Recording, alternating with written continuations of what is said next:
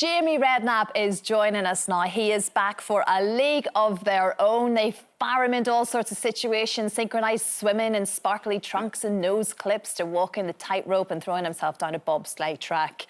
His sporting career has gone from strength to strength since he retired from football in 2005. And of course, it's all thanks to a league of their own. Let's see him in action.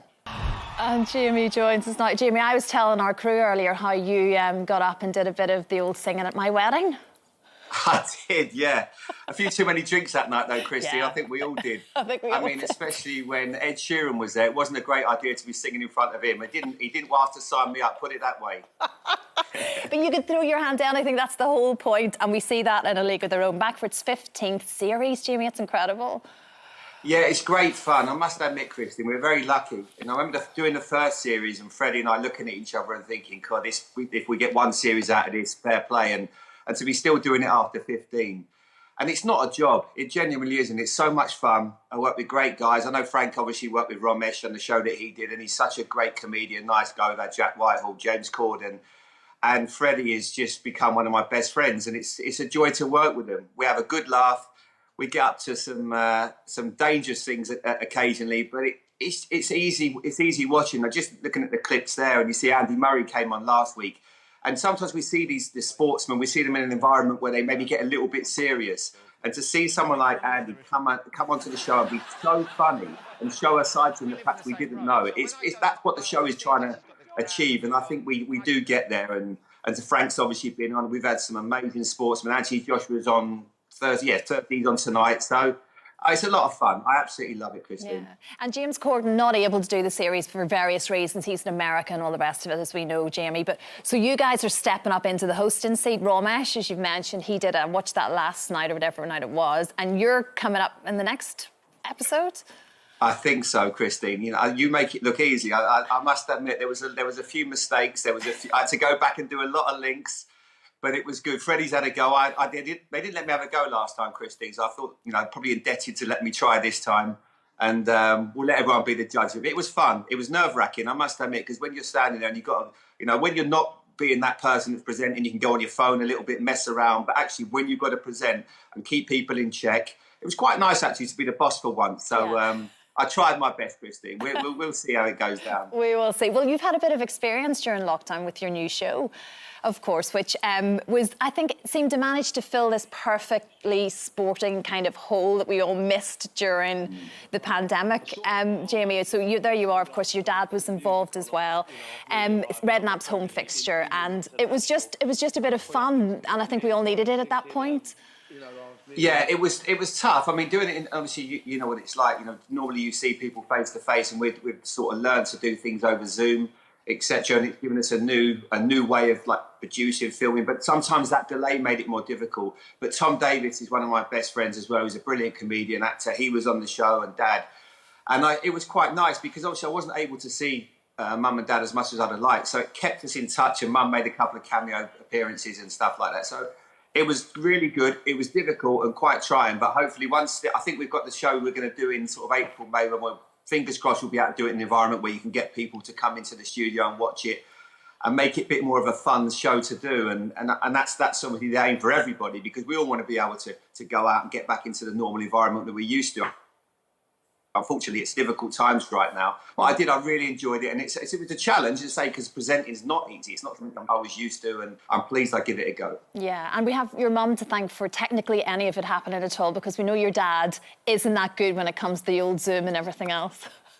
Useless, Christine. It took him forever. And Mum would thankfully come in, sort it out, get everything going, and then he'd sit there. And there were times when I'm looking, because obviously it takes a long while with the filming, with getting the different guests in. And I could just see after sort of we used to film on a Sunday, 5, 6 o'clock on a Sunday. He tended to want to have a sausage sandwich or something like that, or a bit of roast dinner. So we had to sort of bear with him a little bit. And we'd give him a bit of time to go off and do his thing. But he was great. He was in good form. Yeah, I can imagine. But it's funny, Jamie, I get asked this all of the time because people assume that it's the dads that are brothers within the family here. So it's your dad and Frank's dad because of the football connection. But it's not. It's actually the mums. The talent pool comes from the mum, Christine. Yeah. Exactly. That's what my mum said. And obviously, Pat was an incredible lady. And yeah, that's where the talent comes from. It's not from our dads, as much as they like to think it's the case. No, it was certainly the mums, and I'm not sure if my mum will be watching now, but she's always saying that, you know, I don't know, I've not seen it, to be honest, Christy. I've not seen my mum's skill in the garden. She used to stay out the way, but it was definitely the talent pool that come from Pat and my mum Sandra, for sure. I believe so. And I guess we'll see a little bit more of an insight into the whole family affair in your new book, which you've managed to write in lockdown as well. Yeah, it was fun, actually, and Frank's in it as well. It's a bit of a memoir growing up in football, and obviously you had a bit of a unique, you know, childhood where you had your uncle played for England. My dad was a successful manager, footballer, and you know, when I signed for Liverpool, Kerry Dalglish was the manager at the time. So there's lots to talk about, and I obviously have little bits of interjection with, like, the Frank gets involved, John Barnes, some of my heroes growing up, my old school teachers.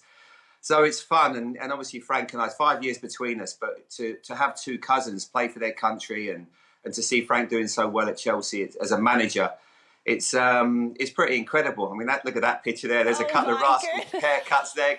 Corey, you wouldn't have fancied Frankie there. Do you know, Jamie, I'm just loving these photographs. I haven't seen those ones. That's your brother Mark, of course, there in the middle as well. That's my brother Mark. Mark was a style icon out the three of us, actually. I mean, Frank must have been sort of 17, I guess. There, he looks great. Look at him. So that was that we were probably on a night out somewhere in Essex. I don't want to know. Trying to sneak Frank in with the ID to get him in there. I can only imagine.